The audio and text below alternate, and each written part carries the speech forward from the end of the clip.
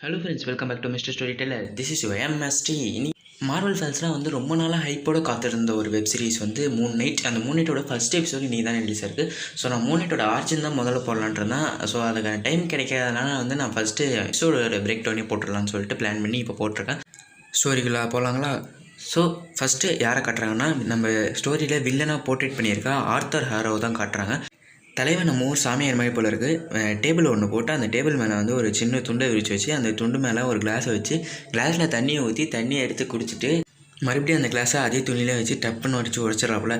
உடச்சி தூக்கி போட்டு போவான்னு பார்த்தீங்கன்னா அவனோட செருப்பில் போட்டு அதை வச்சு நடக்கிறாப்புல. என்னடா வித்தையெல்லாம் காட்டுறாருன்னு பார்க்குறீங்களா? நான் ஃபஸ்ட்டே சொன்னால சாமியார் மாதிரின்னு. அப்படியே இதே ஷார்ட்டில் கட் பண்ணி நம்ம ஹீரோவை காட்டுறப்பல ஹீரோ வந்து அதாவது மார்க் தான் அவர் பேர். ஆனால் இப்போதைக்கு அவர் வந்து ஸ்டீஃபனோட ஐடென்டிட்டியில் இருக்கார். ரொம்ப நாளாகவே வந்து ஸ்டீஃபனோட ஐடென்டிட்டிலாம் இருக்காரு போல இருக்குது. ஏன்னா அவர் வந்து அவரோட காலெல்லாம் கட்டி போட்டு பெட்லேயே படுத்துருக்காப்புல. அப்புறம் பொறுமையாக எந்திரிச்சு காலில் இருக்க கட்டெல்லாம் அவுத்துட்டு அவரோட ஃபிஷ்ஷுக்கு வந்து குட் மார்னிங் சொல்லிவிட்டு அவரோட வேலைக்கு பொறுமையாக எழுந்துச்சி போகிறாரு. போகும்போது பஸ்லேயே தூங்கிட்டு திட்டு வாங்கிட்டு ஒரு மியூசியமுக்கு வேலைக்கு போகிறாப்புல. அந்த மியூசியமில் ஒரு குட்டி பொண்ணு அந்த சாண்ட் ஆர்டிஃபிஷியல் செஞ்சு வச்சுருப்பாங்க பார்த்தீங்களா, மாடல் பிரமிடு, அதெல்லாம் வந்து பொத்து போட்டு சுற்றிட்டுருக்கு. அந்த பொண்ணை பார்த்துட்டு இதெல்லாம் ஏன் டேமேஜ் பண்ணுற, இதெல்லாம் எவ்வளோ காஸ்ட்லியான பொருள் தெரியுமான்னு கேட்குறதுக்கு, இதாட்டி என்ன ப்ரோஜனம், இதெல்லாம் ஒன்றும் சீரியஸான ஐட்டமே இல்லையே அப்படின்னு. இது சீரியஸான இது கிடையாது, இதுக்குள்ளார இருக்க ஒரு விஷயம் தான் சீரியஸானதுன்னு சொல்லிட்டு அந்த மம்மியெல்லாம் அடித்து வச்சுருப்பாங்க பார்த்தீங்களா ஒரு பெட்டி, அந்த பெட்டியில் கூப்பிட்டு போய் காட்டுறாங்க. அப்போ அந்த பொண்ணை பயமுறுத்துகிற மாதிரி நிறையா பேய் கதைலாம் சொல்லி அந்த பொண்ணை நிறையா பயமுறுத்தி விட்றாப்புல. அப்போ தான் அவங்களோட எம்டி வராங்க. எம்டி வந்து என்னோடய ஆஃபீஸ்க்கு வா, நிறைய வேலை இருக்குது, எல்லாத்தையும் செஞ்சு முடிச்சுட்டு தான் நீ போகணும், இல்லைனா நீ ஓவர் டைம் பார்க்கணும்னு சொல்லி கூப்பிட்டு போனோன்னே அந்த இடத்துல போயிட்டு இல்லை பேச்செல்லாம் பேசி நிறைய திட்டு வாங்கிக்கிறாப்புல. அந்த டைமில் தான் கரெக்டாக அந்த மியூசியமில் இவர் லவ் பண்ணுற ஒரு பொண்ணு வந்து நம்ம நாளைக்கு டேட்டிங் போவோமான்னு சொல்லிட்டு கூப்பிடுது. சரின்னு இவரும் ஒத்துக்கிறாரு. வீட்டுக்கு போய் மனுஷன் நல்லா தூங்குவார்னு பார்த்தா தூங்காமல் இருக்கிறதுக்கு என்ன வழியோ அதெல்லாம் யூடியூப்பில் பார்த்து அதை பண்ணிகிட்டு இருப்பாப்புல.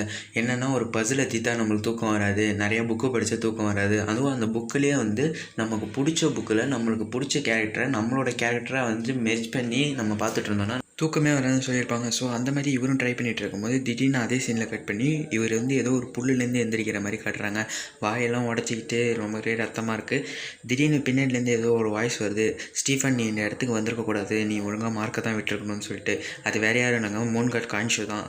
என்னடா பின்னாடி ஏதோ சத்தம் கேட்குதுன்னு இவர் திரும்பி பார்க்க பின்னாடி எல்லாம் கண்ணை வச்சு சுற்றிட்டு இருக்காங்க. பக்கத்தில் ஒரு கிராமம் இருக்கும். அந்த கிராமத்துக்குள்ளே வந்து தப்பிச்சிடலான்னு பார்க்குறப்ப அங்கே தான் வந்து நம்ம ஆர்த்தர் ஹாரோ வந்து என்ட்ரி கொடுக்குறாரு. அந்த ஊர் மக்கள்லாம் அவர் யாரோ ஒரு கடவுள் மாதிரி வந்து தொட்டு பார்க்குறதும் அந்த மாதிரி ட்ரீட் பண்ணிகிட்டு இருக்காரு.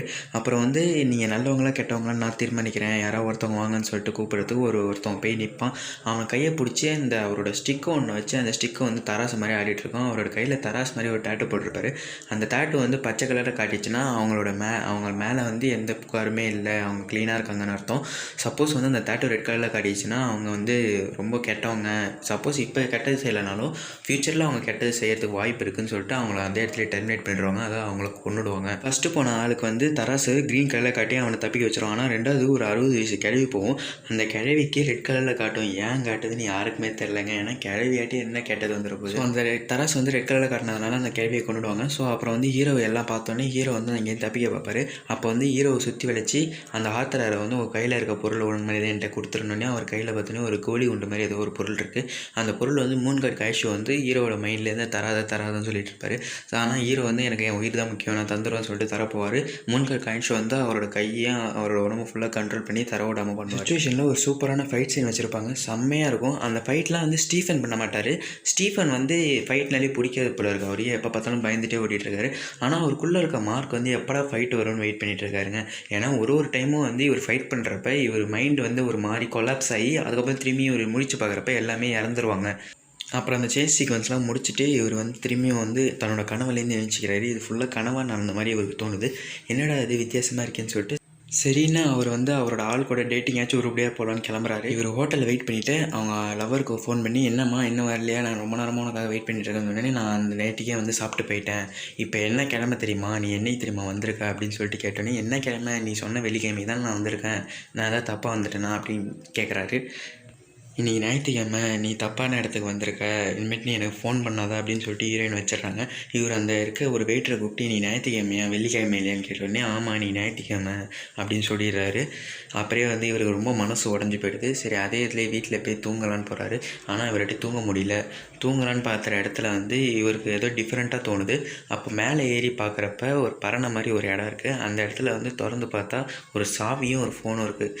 அந்த ஃபோன் எடுத்து என்ன தான் அப்படி இருக்குதுன்னு பார்க்குறப்ப அதில் லைலான்னு ஒரு நம்பருக்கு நிறைய தடவை வந்து கால் போயிருக்கு. ஸோ அந்த கால் திரும்பி பண்ணி பார்க்கலான்னு சொல்லிட்டு இவர் இருக்கிறப்ப அதே கால் திருப்பி வருது. நீ எங்கே இருக்க, உடனே நீ செத்துட்டேன்னு நினச்சேன் அப்படின்னோடனே, நான் உயிரோடு தான் இருக்கேன், இப்போ தான் நான் காலேஜ் டே பார்த்தேன் அப்படின்னு சொல்கிறாரு. சரி நீங்கள் என்கிட்ட யார் நினச்சி பேசிகிட்டு இருக்கீங்கன்னு, நீ மார்க் தானேன்னு கேட்டோன்னே, என்ன மார்க்கா, நான் மார்க் கிடையாது, நான் ஸ்டீஃபன் அப்படின்னு சொன்னோடனே அந்த கால் கட் ஆகிடுது. அந்த சீனில் அவரோட வீட்டில் இருக்கிற லைட்லாம் டிம்மாகி எரியுது. இவருக்கு ஏதோ வித்தியாசமாக ஃபீல் ஆகுது. போய் பார்த்தா இவரோட இமேஜே நிறையா வந்து டிஃப்ரெண்ட்டாக வர மாதிரி தெரியுது. அப்போ தான் இவரோட மார்க் அந்த கேரக்டர் வந்து கொஞ்சம் கொஞ்சமாக வெளில வர மாதிரி இவருக்கு தோணுது. திடீர்னு வந்து இவர் வந்து வெளில போயிட்டு லிஃப்ட்டில் ஏறுற மாதிரி காட்டுறாங்க. ஸோ லிஃப்ட்டில் போய்ட்டு இருக்கும்போது அங்கே தான் மூன் கட் காயின் ஷோவோட ஒரு இமேஜ் வந்து இவர் அட்டாக் பண்ணுற மாதிரி வருது. அந்த காயின் ஷோவோட இமேஜ்னு சொன்னால அது வந்து ஒரு பாட்டியை பார்த்து தான் தலைவன் அப்படி அலறி அடித்து விழுந்துட்டு இருப்பார். சரி நம்ம இமேஜை மற்றவங்க முன்னாடி காட்டிக்கணும்னு சொல்லிட்டு நான் காண்டாக்ட் லைன்ட்டை வந்து தொலைச்சிட்டேன், அதனால் அதை தான் தேடிகிட்டு இருக்கேன் அப்படின்னு சொல்லி சமாளிச்சிடறாரு. அப்புறம் அந்த பாட்டி பயந்துக்கிட்டே போயிட்டோன்னே இவர் இந்த லிஃப்ட்லேயே இருக்க மாதிரி தோணுது. அப்புறம் லிஃப்ட்டில் பின்னாடி திரும்பி பார்த்தா திடீர்னு மூன் காயின் ஷோட இமேஜ் வந்து நிற்கிது. இவர் என்ன தான் பண்ணுறதுன்னு தெரியாமல் கண்ணை மூடி கண்ணை திறக்கிறாரு. அந்த பஸ்ஸில் எக்கச்சக்கமான பேர் இருக்காங்க. எல்லாமே இவரே பார்த்துட்டு இருக்க மாதிரி இவருக்கு தோணுது. இந்த இடத்துல இந்த குறிப்பிட்ட இமேஜை மட்டும் பாருங்களேன். தலைமை யாருன்னு தெரியுதா? நம்ம இட்டர்னல் ஸ்பேஸ் டோஸ்ங்க. எனக்கு மட்டும் தான் அப்படி தெரியுதா இல்லை எல்லாத்துக்குமே இப்படி தான் தெரியுதா? சரி ஓகே, அடுத்து நம்ம ஸ்டோரிக்குள்ளே வருவோம். அதுக்கப்புறம் வந்து ஹீரோ அவரோட மியூசியமில் போய் இறங்கினோடனே அந்த இடத்துல வந்து எல்லாமே ஆர்த்தர் ஆரோட ஆளாக இருக்காங்க. திடீர்னு ஆர்த்தர் வந்து அந்த இடத்துல வந்துட்டார்.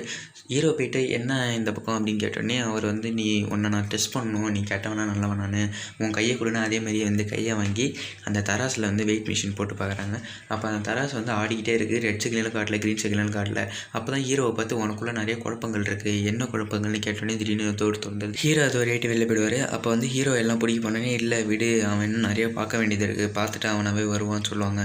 அப்போ தான் அந்த டைமில் ஹீரோ வந்து ஓவர் டைம் பார்க்கணும் இல்லையா, அவங்க மேனேஜர் வந்து ரோல் கொடுத்துட்டு போயிருக்காங்கல்ல ஓவர் டைம் பார்க்கணுன்னு.